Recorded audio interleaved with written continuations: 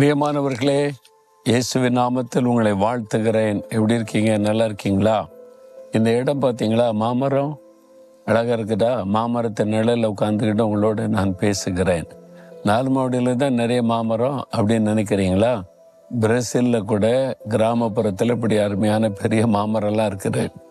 அது மாதிரி பிரேசில் தேசத்தில் இருக்கிற ஒரு கிராமத்தில் ஊழியம் செய்கிற அந்த ஊழியத்தின் அந்த ஸ்தாபனத்தை பார்க்க வந்தோம். அங்கிருந்து தான் உங்களோட நான் பேசுகிறேன். இந்த இடத்துல கூட பாருங்கள், அழகான வாழை மரம் இருக்குது, மாமரம் இருக்குது. இங்கே நல்ல தோட்டங்களை வைத்து காய்கறிகளை விளைவிக்கிறாங்க. அதெல்லாம் அப்படி கோழி பண்ணை, அது மாதிரி மாட்டு பண்ணெல்லாம் வச்சுருக்கிறாங்க. அதாவது இங்கே உள்ள மக்களுக்கு இங்கேயே அவங்க எல்லாத்தையும் தயாரித்து அவங்களுக்கு உணவளிக்கிறதை பார்க்க முடிந்தது. சரி, நீங்கள் கூட உங்கள் வீட்டில் சின்ன தோட்டம் போடலாம், காய்கறி தோட்டம் போடலாம், பழ வகைகளை உண்டாக்குற மரங்களை வைத்து வளர்க்கலாம். அதெல்லாம் செய்யணும். சும்மா இருக்கிற லேண்டை பயன்படுத்துங்க. ஒரு 5 அடி நிலம் இருந்தால் கூட அதில் அழகான காய்கறி தோட்டம் போட்டு உங்களுக்கு தேவையான மிளகாயை விளைவிச்சிடலாம், தக்காளியை விளைவிச்சிடலாம். நீங்கள் மிச்சம் பிடிக்கலாம்ல. அதனால் ஒரு வருமானத்தை உண்டாக்கி இது மாதிரிலாம் நம்ம செய்யணும். சரி, இந்த நாளில் ஆண்டவர் எனக்கு என்ன வசனம் சொல்கிறான்னு கேட்குறீங்களா? மத்தேயு 10:31 இயேசு சொல்லுகிறார், பயப்படாதிருங்கள், அநேகம் அடைக்கலான் குருவிகளை பார்க்கிலும் நீங்கள் விசேஷித்தவளாக இருக்கிறீங்க. என் பிள்ளைகளே, நீங்கள் விசேஷித்தவர்கள், அதனால் நீங்கள் பயப்படாதிருங்கள் அப்படின்னு சொல்கிறார். ஏதோ ஒரு பயம் உங்களுடைய உள்ளத்தில் இருக்குது. எதிர்காலத்தை குறித்த பயம், பிள்ளைகளுடைய வாழ்க்கை குறித்த பயம், உடைய தேவைகளை குறித்த பயம், ஒரு வியாதியை குறித்த ஒரு பயம், அல்லது குடும்பத்தில் இப்போ தான் ஆரம்பிச்சிருக்கிற பிரச்சனை எப்படி ஆகுமோ என்கிற பயம், ஏதோ ஒரு காரியத்தை குறித்த பயம். ஆண்டவர் சொல்றாரு, எதுக்கு பயப்படுறீங்க? பயப்படாதிருங்க, ஏன்னா நீங்கள் விசேஷித்தவர்கள். ஆண்டவர் சொல்ல, அடைக்கலான் குருவிகளை காட்டிலே நீங்கள் விசேஷித்தவர்கள். ஆண்டவர் ஏன் அதை ஒப்பிட்டு சொல்லுகிறார்? அடைக்கலான் குருவிகள் பார்த்துருக்குறோம்ல, அந்த நாட்களில், இயேசுவின் நாட்களில் அதெல்லாம் பிடித்து விற்பனை செய்வாங்களாம். இப்போ குருவிகளை கூட விற்கிறாங்கல்ல, அழகுக்கு வச்சுட்டு வர நிறைய குருவிகள் அதெல்லாம் விற்கிறாங்கல்ல. அப்போ ஆண்டவர் சொல்கிறார் முந்தின வசனத்தில், 1 காசுக்கு 2 அடைக்கலான் குருவிகளை விற்கிறார்கள் அல்லவா? 1 காசுக்கு 2 அடைக்கலான் குருவிகளாம். அது கூட தேவசத்தை எல்லாமே கீழே விடாது, யாரும் பிடிக்க முடியாது. அப்போ நீங்கள் அதை காட்டில விசேஷித்தவர்கள். அந்த குருவியை காட்டில நீங்கள் விசேஷித்தவங்க. உங்களுக்குள்ள விலையேறப்பட்ட ஆத்மா இருக்குது. உங்களுக்காக சிலுவையில் நான் மரித்திருக்கிறேன்.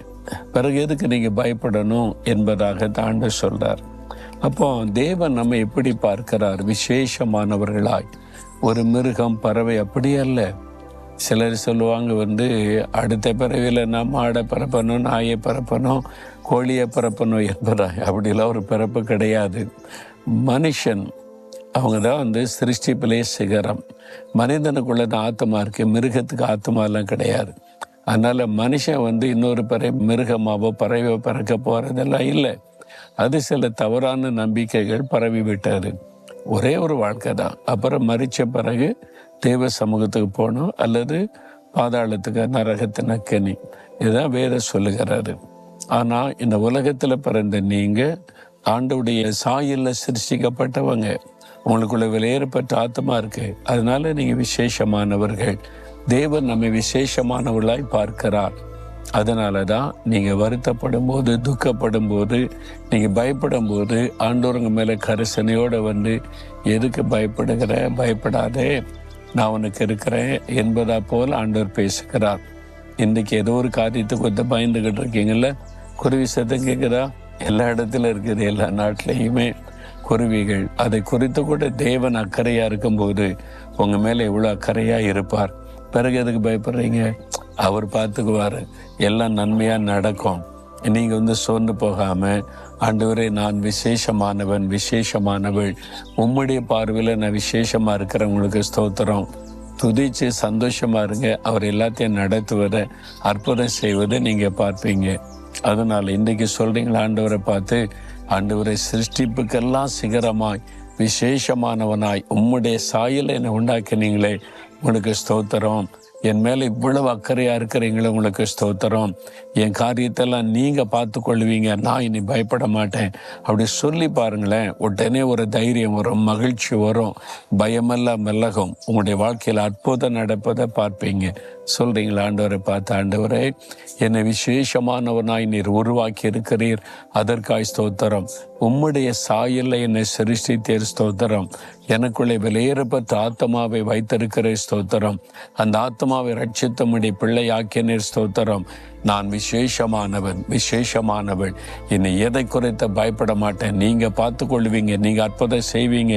இன்றைக்கு இப்போ என் வாழ்க்கையில் ஒரு அற்புதம் நடக்கும். நான் அதை விசுவாசிக்கிறேன், அற்புதத்தை எதிர்பார்க்கிறேன். இயேசு கிறிஸ்துவின் நாமத்தில் ஆமென்.